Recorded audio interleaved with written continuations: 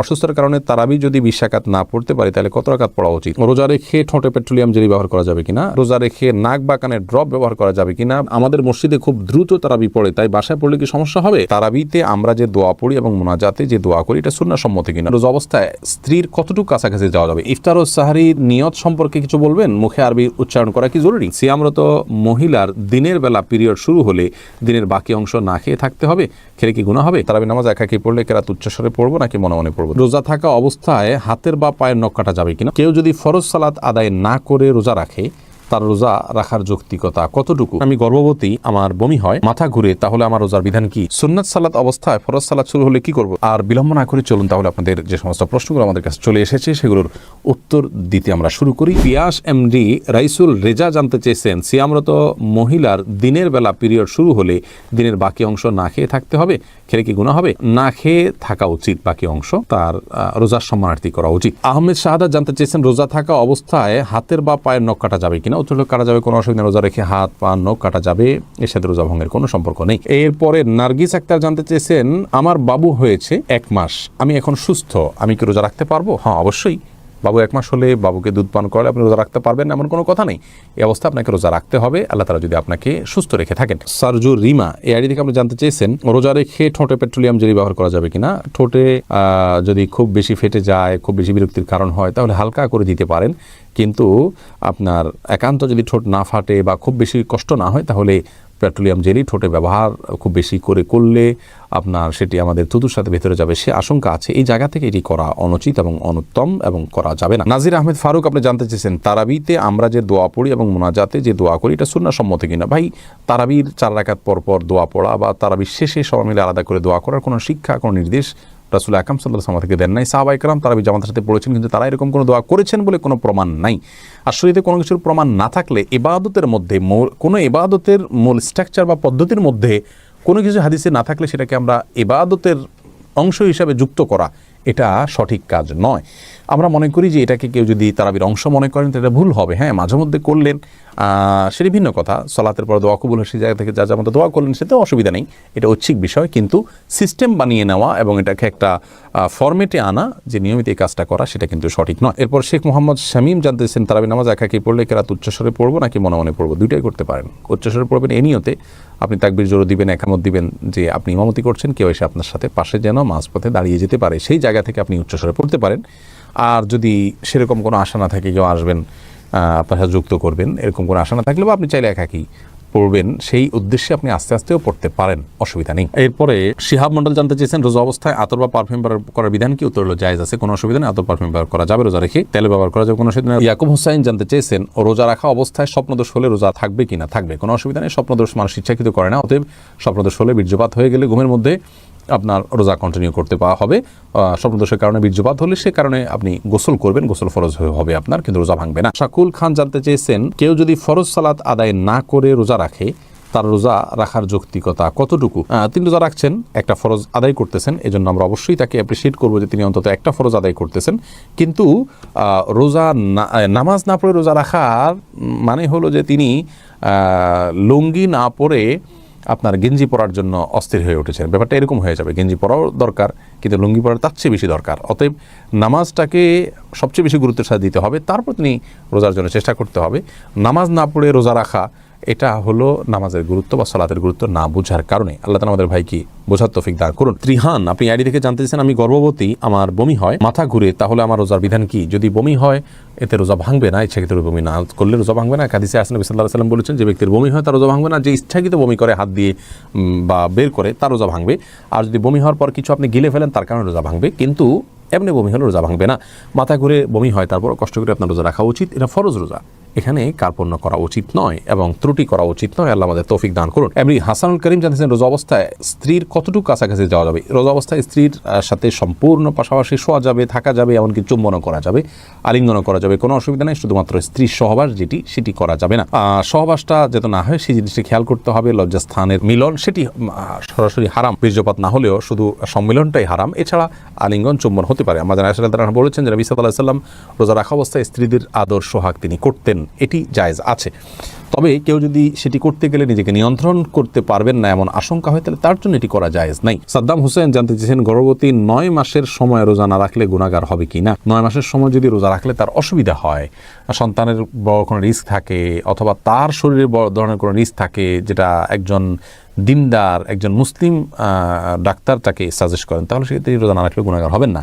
কিন্তু এই রোজাগুলো তাকে পরবর্তীতে রেখে দিতে হবে। অহেতুক আপনার ভয় থেকে যে হতে পারে ক্ষতি, এরকম নিছক আশঙ্কা থেকে বা আপনার সন্দেহের কারণে রোজা না রেখে থাকা জায়েজ নয় গর্ভবতী মায়ের জন্য। রাখলে যদি নিশ্চিত ক্ষতি হবে বা প্রবল সম্ভাবনা থাকে, সেক্ষেত্রে তিনি রোজা না রাখতে পারেন। আশরাফুদ্দিন জানতে চেয়েছেন, আমাদের মসজিদে খুব দ্রুত তারাবি পড়ে, তাই বাসায় পড়লে কি সমস্যা হবে? আপনি যদি এত দ্রুত তারাবি পড়ে যে নামাজ হয় কিনা টেনে সন্দেহ হয়, মানে রোকনগুলাই ঠিক মতো করে না, দাঁড়ায়া একটু অপেক্ষা করে, এটা করে না, রুকুতে আপনার যতটুকু না অপেক্ষা করে না ততটুকু করে না, এত দ্রুত যদি করে অনেক সময় রুকু থেকে উঠে সাথে সাথে চলে যায়, একটু 1 সেকেন্ড অপেক্ষা করে না, এরকম করলে তো তার নামাজই হয় না। এরকম ব্যক্তির পিছনে না পড়ে বাসায় পড়া উত্তম। কিন্তু যদি একটু তেলাওয়াতটা তাড়াহুড়া করে, কিন্তু এত তাড়াহুড়া করে না যে নামাজ বিশুদ্ধ হয় না, তাহলে সেক্ষেত্রে আপনাকে জামাতের সাথে আদায় করাটাই উচিত হবে, উত্তম হবে। যদিও তারাবির নামাজ কেউ জামাতের সাথে আদায় না করলে কোনো গুনাহ হবে না, তার মধ্যে তিনি একা পড়তেও পারবেন, কিন্তু জামাতের নামাজ অবশ্যই 27 গুণ বেশি সওয়াব রাখে। মেহেদী হাসান মির্জা জানতে চেয়েছেন, রোজা রেখে নাক বা কানে ড্রপ ব্যবহার করা যাবে কিনা। ভাই মেহেদী হাসান, রোজা রেখে নাকে ড্রপ দিতে পারবেন না, কারণ নাকে ড্রপ দিলে সেটা গলায় যেতে পারে। নবী সাল্লাল্লাহু আলাইহি ওয়াসাল্লাম বলেছেন, ওয়ামাদমিদ ইল্লা আন তাকুনা সাইমান, তুমি কুলি করবে কিন্তু রোজাদার হলে গড়গড়া করতে যাবে না, কারণ গড়গড়া করলে ভিতরে পানি যেতে পারে। নাকে ড্রপ দিলে সেটা যেহেতু ভিতরে যেতে পারে, অতএব সেই জায়গায় এখানে নাকে ড্রপ দেওয়া যাবে না রোজা রেখে। কিন্তু কানে ড্রপ দিতে পারেন, চোখে ড্রপ দিতে পারেন, যে চোখের সাথে আপনার আমাদের গলার সম্পর্ক নেই, কানে ড্রপ দিতে পারেন, সেটারও সরাসরি সম্পর্ক নেই। যদি আপনি গলায় স্বাদ অনুভব করেন ড্রপ দেওয়ার পরে কানে বা চোখে, তাহলে সেক্ষেত্রে আপনি সে রোজা আবার রেখে দিবেন, কিন্তু নাকে দিতে পারবেন না, যেহেতু নাকে দিলে সেটা ভেতরে যায়। এরপরে সাইদুর রহমান জানতে চেয়েছেন, ইফতার ও সাহারির নিয়ত সম্পর্কে কিছু বলবেন, মুখে আরবি উচ্চারণ করা কি জরুরি? ভাই সাইদুর রহমান, নিয়ত হলো ইচ্ছা করার নাম। নিয়ত শব্দের অর্থ হলো ইচ্ছা করা, আর ইচ্ছা মানুষ মন দিয়ে করে। আমি ইচ্ছা করেছি, অর্থাৎ আমি মনে মনে কোনো প্ল্যান করেছি, এটার নামই হলো নিয়ত করা। রোজার নিয়ত করতে হবে অন্যান্য সমস্ত আমলের মতো, ইন্নামাল আমালু বিন্নিয়াত, সমস্ত আমলের নিয়তের উপর নির্ভরশীল। নিয়ত না থাকলে কোনো আমলই গ্রহণযোগ্য হবে না। কিন্তু নিয়তের মানে এই নয় যে মুখে উচ্চারণ করতে হবে। শরীয়ত আমাদেরকে মুখে উচ্চারণ করে নিয়ত করার কোনো শিক্ষা দেয়নি, এবং রোজার জন্য আলাদা কোনো নিয়তের শিক্ষা আল্লাহ তাআলা দেননি। নামাজের ক্ষেত্রেও কোনো নিয়ত, রোজা মুখে নিয়ত করার কোনো শিক্ষা আল্লাহ তাআলা দেননি। অতএব আমরা মনে মনে আমি যে রোজা রাখছি এটাই আমার নিয়ত হিসেবে যথেষ্ট হবে। আপনি ভোর রাতে কেন খেতে উঠেছেন? রোজা রাখার জন্য উঠেছেন, এর মানে হলো আপনার রোজা রাখার ইচ্ছা আছে, বাস নিয়ত আছে। আলাদা করে সেটাকে মুখে উচ্চারণ করা আর কোনো নির্দেশ ইসলাম আমাদেরকে দেয়নি, কোনো প্রয়োজন নেই। এটাকে জরুরি মনে করলে একটা দোয়া বানিয়ে নিচ্ছি আমরা, নামায়তু আন আসুমা গাদান ইত্যাদি, এরকম দোয়া বানিয়ে নিলে সেটি বরং বিদআতে পর্যবেসিত হতে পারে, যদি সেটাকে আমরা সুন্নাহ মনে করি বা রোজার জন্য গুরুত্বপূর্ণ বা জরুরি মনে করি। বাবুল হোসেন জানতে চেয়েছেন, সুন্নাত সালাত অবস্থায় ফরজ সালাত শুরু হলে কি করব? সুন্নাত নামাজ নিয়ত করেছেন, ফরজ শুরু হয়েছে, তাড়াতাড়ি করে সুন্নাত শেষ করে ফরজে যোগদান দিয়ে করবেন। আর উলামা ইকরাম আমরা অনেকে বলেন অবস্থা নামাজ ছেড়ে দিয়ে ফরজে যোগদান করবেন, কারণ তারা বলেন ইদা উকিমাতিস সালাতু ফালা সালাতা ইল্লাল মাকতুবা। নবী সাল্লাল্লাহু আলাইহি ওয়াসাল্লাম হাদিসের মধ্যে তিনি বলেছেন, যখন নামাজের ইকামত শুরু হয় তখন কোনো নামাজ নাই ফরজ ছাড়া, অতএব আপনি ছেড়ে দিয়ে ফরজ চলে যাবেন, এটা তারা বলেন।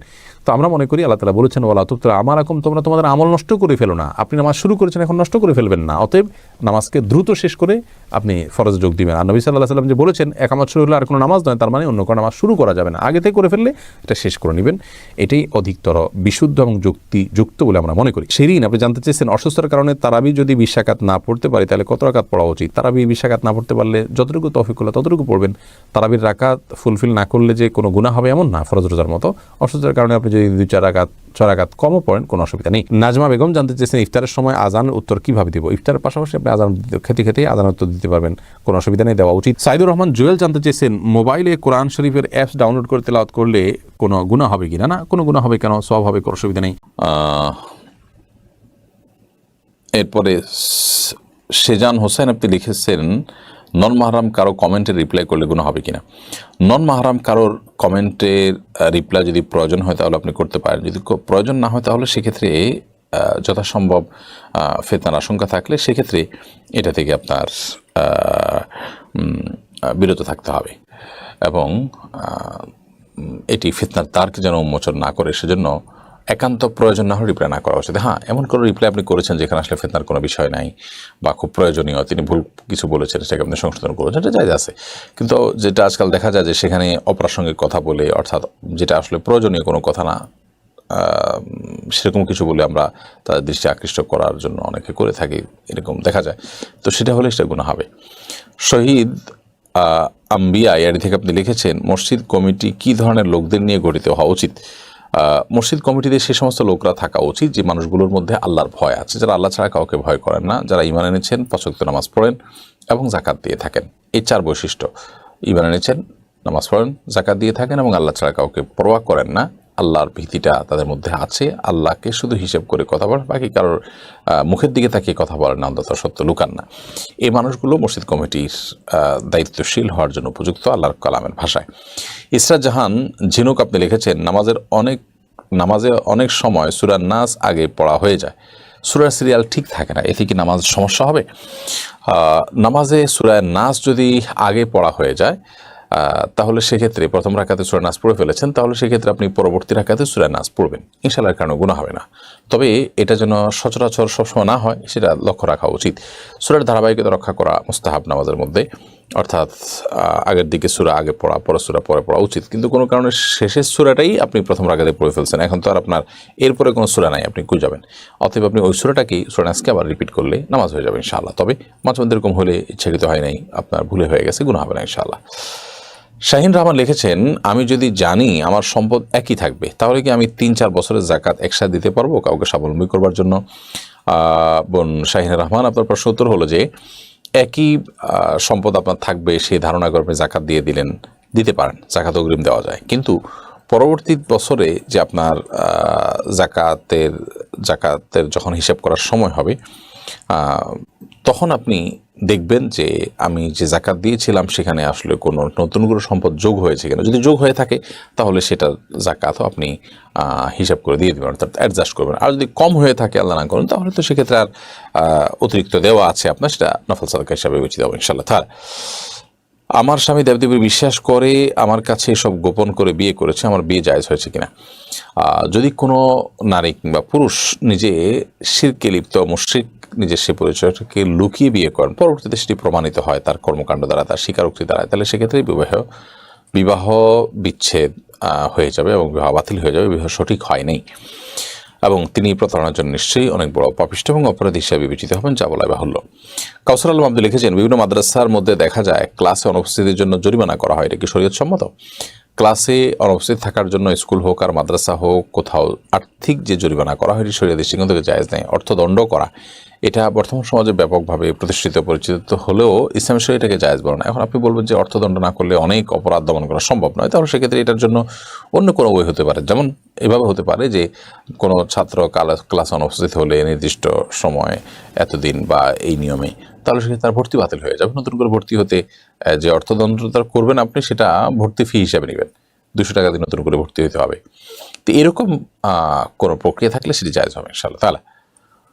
এরপরে ফারুক NDS এই আইডি থেকে আপনি ইউটিউব চ্যানেলে প্রশ্ন করেছেন, কোনো কারণে ফজরের নামাজ সকাল 10টায় পড়লে তেলাওয়াত আস্তে পড়বো নাকি জোরে পড়বো?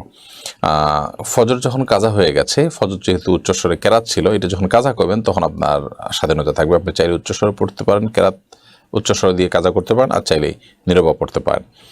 জান্নাতুল ফেরদৌস মৌ লিখেছেন, যে মেয়ের বাবা মেয়ের খোঁজ খবর নেয় না, ভাই নেই, মামা চাচারাও অভিভাবক হিসাবে দায়িত্ব পালন করে না, এই মেয়ের বিয়ের ক্ষেত্রে অভিভাবক কে হবে? দেখতে হবে যে তার আর কে আছে। যেমন দাদা যদি থাকেন তাহলে দাদা অভিভাবক হবেন,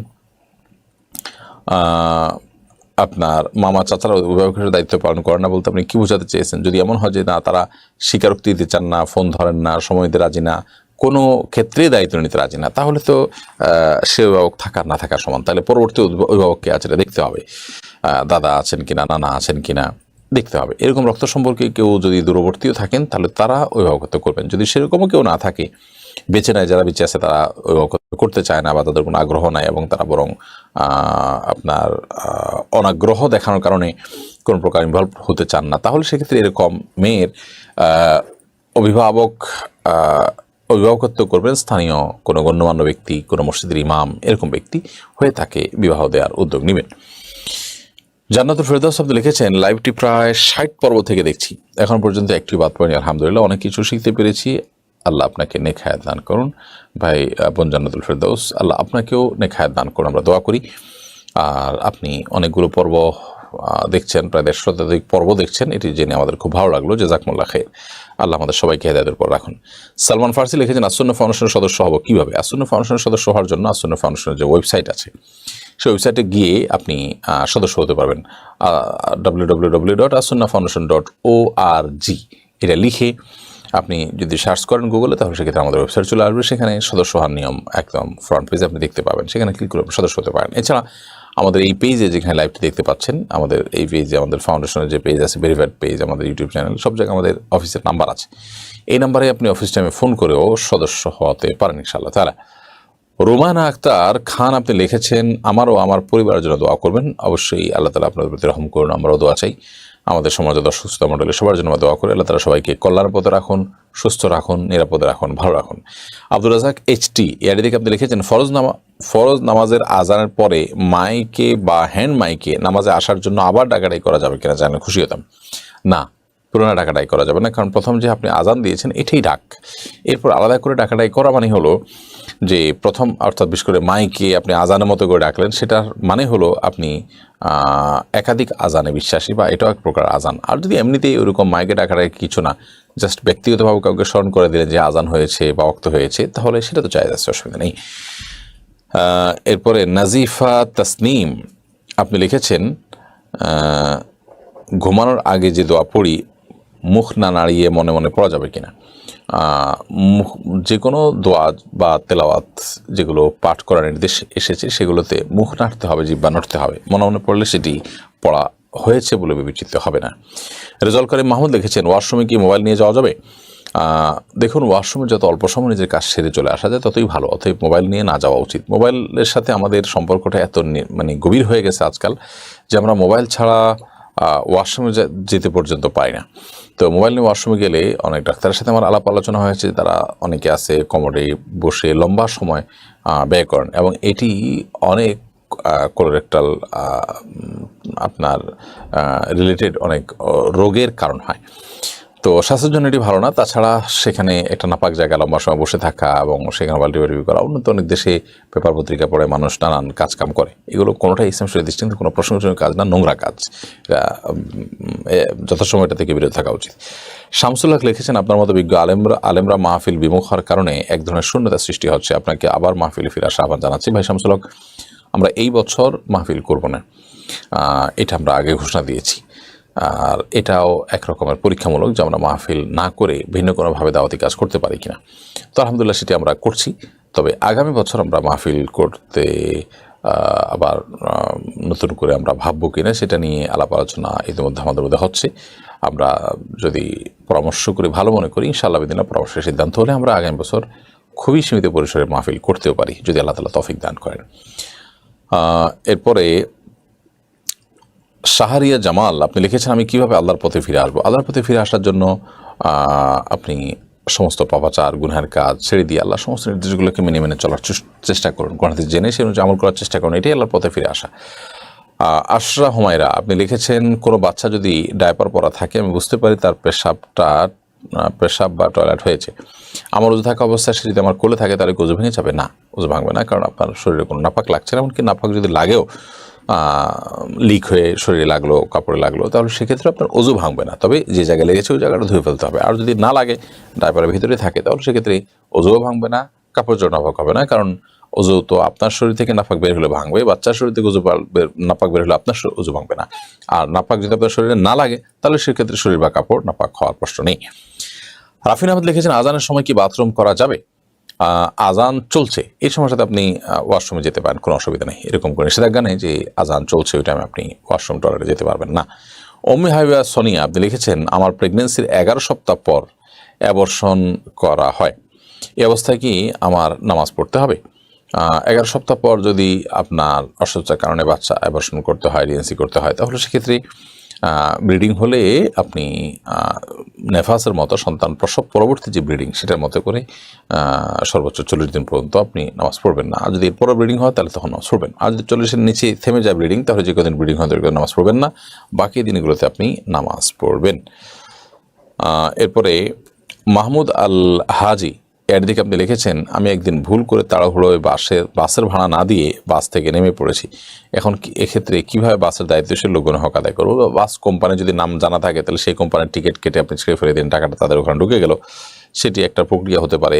আর যদি সেরকম কোনো কোম্পানির বাস না হয় তাহলে সেক্ষেত্রে খুঁজে বাসটাকে সম্ভব হলে খুঁজে বের করে সেখানে তাদের টাকাটা পরিশোধ করবেন। যদি সেটাও সম্ভাবনা না থাকে তাহলে তাদের তরফ থেকে দান সাদকা করে দেবেন ইনশাআল্লাহ তাআলা গরিব দুঃখী, এবং তাদের পক্ষ থেকেই সেই দায় দেনা পরিশোধ হয়ে যাবে। আপনার পক্ষ থেকে সে দায় দেনা তাদের জন্য পরিশোধ হয়ে যাবে ইনশাআল্লাহ। জান্নাতুল জাহিদা আপনি লিখেছেন, অসুস্থ মাকে ছেলে কি প্যাম্পাস পড়াতে পারবে? আল্লাহ মাফ করুন, যদি এরকম কোনো পরিস্থিতি হয়, মা অনেক বৃদ্ধা হয়ে গেছেন, অন্য কোনো মানুষ নেই, তাহলে সেক্ষেত্রে ছেলে সন্তান এটি করতে পারবে যদি কোনো বিকল্প না থাকে। আর অবশ্যই চেষ্টা করা উচিত বিকল্প দেখে বের করার, যে কোনো নারীকে সেবিকা হিসাবে নিয়োগ দেওয়ার বা তাদের মাধ্যমে করানোর এই চেষ্টা থাকা উচিত। কিন্তু কেউ না থাকলে, সেরকম কোনো সুযোগ না থাকলে সন্তান করলে গুনাহ হবে না। শহীদুল ইসলাম অমি আপনি লিখেছেন, টাকনুর নিচে প্যান্ট পরা বা ঢেকে রাখা নিষেধ, তাহলে মোজা পরলে তো টাকনু ঢেকে যায়, তখন কি করব? টাকনুর নিচে প্যান্ট লুঙ্গি ইত্যাদি পরা নিষেধ, মোজা পরা নিষেধ নয়। মূলত যে পোশাকটা থাকেই টাকনুর নিচে বা টাকনু সহকারে নিচের দিক থেকেই পরা হয়, ওটা টাকনু ঢেকেই তারপরে আপনার মানুষের শরীর আবৃত করে, সেটা অসুবিধা নেই। যেমন মোজা হতে পারে, এমন কিছু পায়জামা আছে যেগুলা নিচের দিক থেকে পরে আপনার উপর দিকে উঠে, অর্থাৎ আপনার পায়ের পাতা সহকারে যেগুলো ঢেকে থাকে, যেমন কোনো পাজামা আছে, কোনো সেট আছে, এরকম অনেকে ডিউটিতে এরকম পরে, সেগুলোর কথা ভিন্ন, সেগুলো মোজার মতোই। বাট যেগুলোতে আসলে উপর দিক থেকে নিচে যায় এবং সেটা আপনার টাকনুর নিচে ঝুলে থাকে, সেগুলো কিন্তু নিষিদ্ধ। অতএব সেই হিসাবে লুঙ্গি, কাপড়, চাদর এগুলো সাধারণত হারাম। এরপর নুজহাত হাসান লিখেছেন, আমার স্বামী 6 জানুয়ারি 2023 ইন্তেকাল করেন, কিন্তু 2023 আমরা হজ পালনের প্রস্তুতি নেই। এক্ষেত্রে আমার স্বামীর হজ কি আল্লাহ পাক কবুল করেছেন?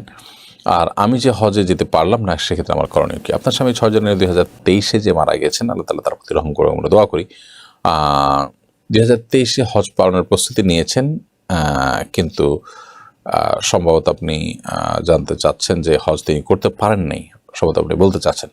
যদি প্রস্তুতি নিয়েছেন কিন্তু হজ করতে না পারেন, তাহলে সেক্ষেত্রে আল্লাহর কাছে বিনিময় তিনি পেয়ে যাবেন ইনশাআল্লাহ। কিন্তু তার সে টাকা যেটা তিনি হজ করতে চেয়েছেন, এই টাকাটা যদি অন্য আগে থেকেই তার উপরে হজ ফরজ হওয়ার মতো টাকা থেকে থাকে, তার কাছে টাকাটা এসে থাকে, তাহলে সেক্ষেত্রে আগেই হজ ফরজ হয়েছে। ধরুন 2019-18-তে, মাঝে তো 20-21 আপনার করোনার কারণে করা সুযোগ ছিল না, তো তার আগে যে সময়গুলোতে, সেই সময়গুলোতে হজ করতে যে টাকা তখন লাগতো, তখন তার কাছে টাকা ছিল, তিনি বিলম্ব করেছেন, তাহলে এখন তারপর হজ ফরজ হবে।